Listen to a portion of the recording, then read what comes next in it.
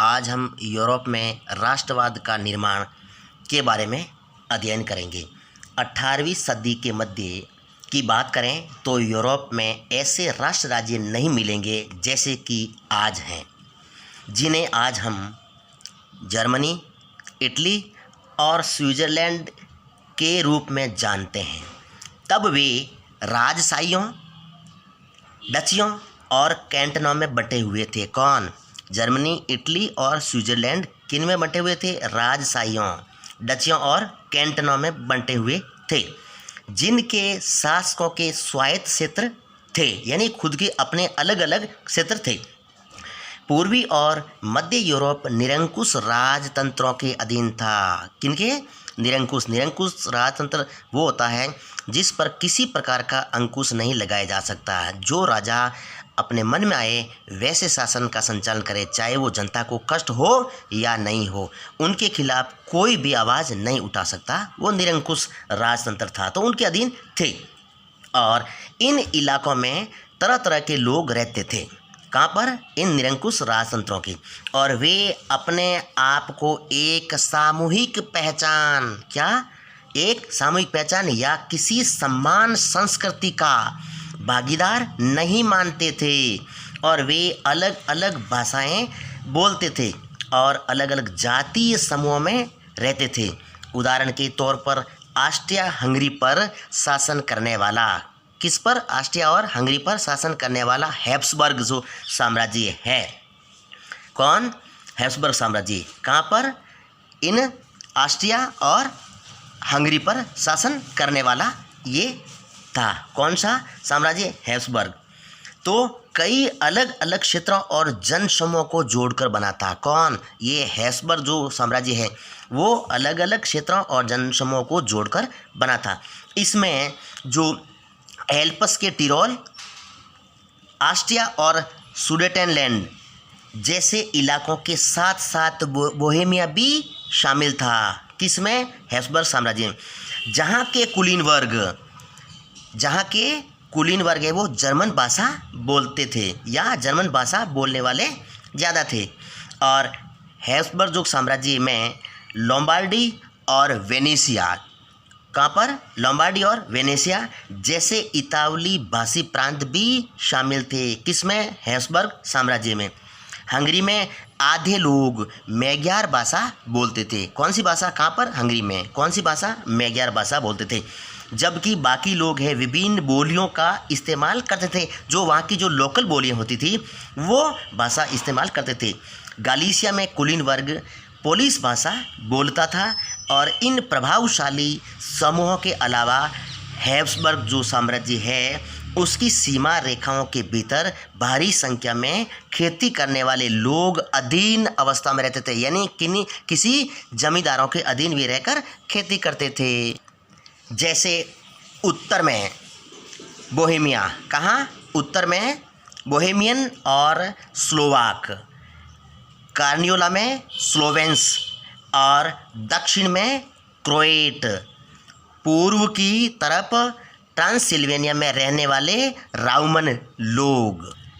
ऐसा फर्क राजनीतिक एकता को आसानी से बढ़ावा देने वाला नहीं था। इन तरह तरह के समूहों को आपस में बांधने वाला तत्व केवल सम्राट के प्रति सबकी निष्ठा थी। किसके प्रति? सम्राट के प्रति।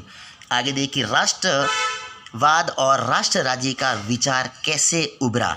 तो इसमें देखिए पहला बिंदु है कुलीन वर्ग और नया मध्य वर्ग। सामाजिक और राजनीतिक रूप से जमीन का जो मालिक है वो कुलीन वर्ग हुआ करता था। कौन था? कुलीन वर्ग। और ये कुलीन वर्ग है यूरोपीय महाद्वीप का सबसे प्रभुत्वशाली, शक्तिशाली, प्रभाव रखने वाला वर्ग था। और इस वर्ग के सदस्य एक साझा जीवन यानी संयुक्त जीवन शैली है वो जीते थे या उसमें बंधे हुए थे, जो क्षेत्रीय विभाजनों के आर पार व्याप्त थी। वे ग्रामीण इलाकों में जायदाद और शहरी हवेलियों के मालिक थे। कौन? कुलीन वर्ग के लोग। किसके मालिक? जायदाद और जो शहरों में हवेलियां थी उनके वे मालिक हुआ करते थे।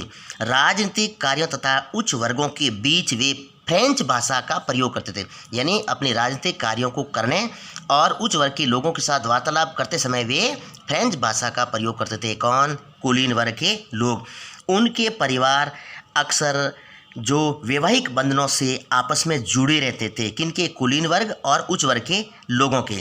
मगर शक्तिशाली कुलीन वर्ग है वो संख्या में छोटा समूह था। जनसंख्या के जो अधिकांश लोग हैं वे किसान थे। पश्चिम में ज़्यादातर ज़मीन पर किराएदार और छोटे काश्तकार खेती करते थे। कहाँ पर? पश्चिम में। कौन खेती करते थे? किराएदार और जो छोटे काश्तकार, छोटे किसान थे वे खेती करते थे। जबकि पूर्वी और मध्य यूरोप में भूमि विशाल जागीरों में बटी थी। यानी जागीरदारों के अधीन वो बड़े बड़े खेत, बड़े बड़े जो क्षेत्र थे वो उनके पास हुआ करते थे, जिस पर भूदास खेती करते थे। यानी बड़े बड़े जमींदार हैं उनकी खेती कौन करते थे? भूदास, यानी भूमि के लिए जो दास थे, जिनको खरीदा हुआ था, वे लोग करते थे। पश्चिम और मध्य यूरोप के हिस्सों में औद्योगिक जो उत्पादन और व्यापार में वृद्धि से शहरों का विकास और वाणिज्यिक वर्गों का जो उदय हुआ था। किससे? औद्योगिकरण से व्यापार में वृद्धि हुई, जिससे शहरों का विकास हुआ और शहरों के विकास के परिणामस्वरूप वाणिज्यिक वर्ग है इसका उदय हुआ था, जिनका अस्तित्व बाजार के लिए उत्पादन पर टिका था। किनका? वाणिज्यिक वर्ग के लोगों का। किसके लिए? बाजार के लिए उत्पादन पर टिका था।